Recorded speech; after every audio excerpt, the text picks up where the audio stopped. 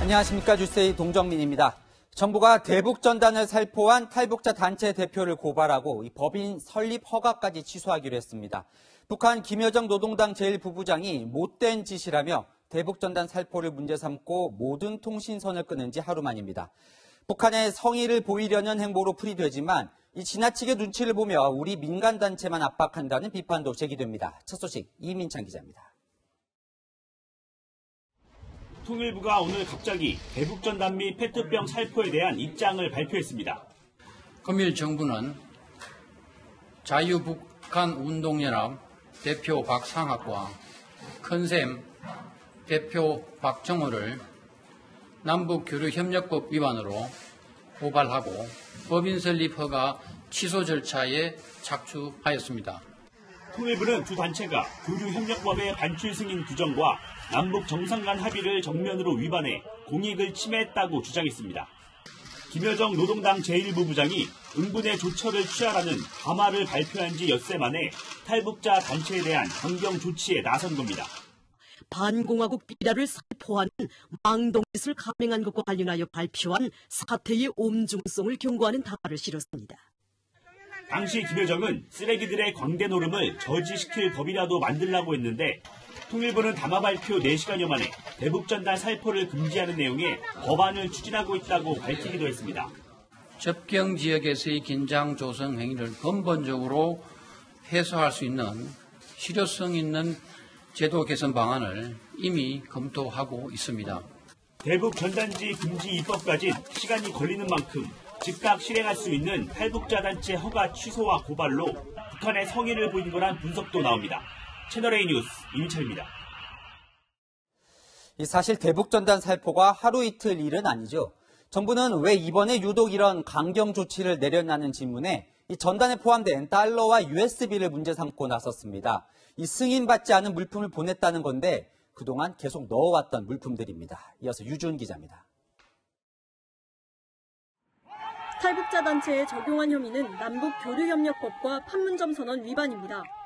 남북교류협력법에 따르면 일부 품목들은 통일부 장관의 승인을 받고 북한에 보내야 하는데 승인 절차를 거치지 않았다는 겁니다. 승인받지 않고 보낼 경우 최대 3년 이하의 징역이나 3천만 원 이하의 벌금을 물릴 수 있도록 했습니다. 탈북자 단체들은 수년 전부터 대북 전단지를 풍선과 페트병에 넣어 보낼 때 쌀과 성경책, 1달러 지폐, 남한 발전상을 담은 USB 등을 함께 보내왔습니다. 이 가운데 1달러 지폐와 USB가 승인을 받아야 하는 물품인데 지금까지 문제 삼지 않았다가 갑자기 위법이라며 고발한 겁니다.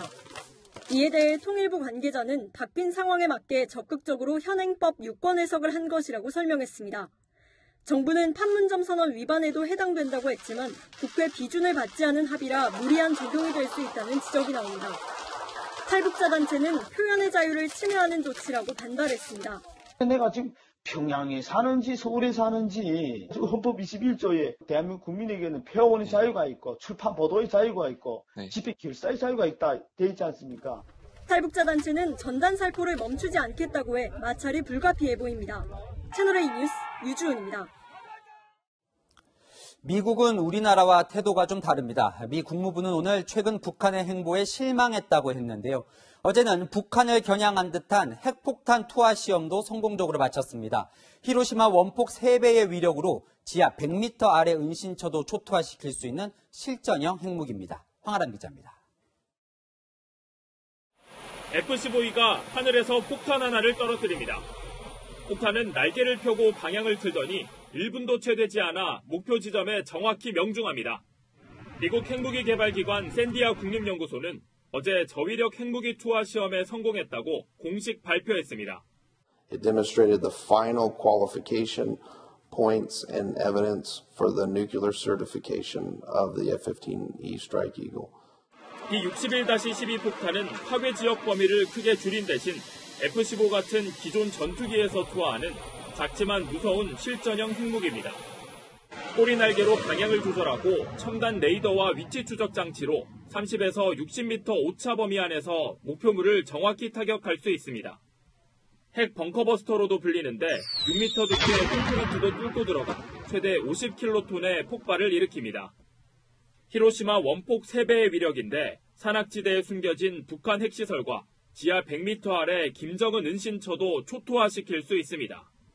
엄청난 파괴력을 가진 전략 핵무기는 북한은 물론 한국과 일본까지 방사능과 낙진 피해를 줄 수 있지만 B-61-12는 상대적으로 적은 위력에 지하에서 터지는 만큼 제한된 지역만 타격을 줍니다. 쪽집게식 핵공격이 가능한 그런 무기로 손꼽히고 있습니다. 북한 입장에서는 정밀 핵공격을 당할 수 있어서 매우 위협적인 무기로 인식할 것으로 생각되고 있습니다. 미국은 올해부터 B-61-12 400기 양산에 돌입하고 F-15뿐 아니라 F-16, 스텔스 전투기 F-35에도 장착할 계획입니다. 채널A 뉴스 황아람입니다.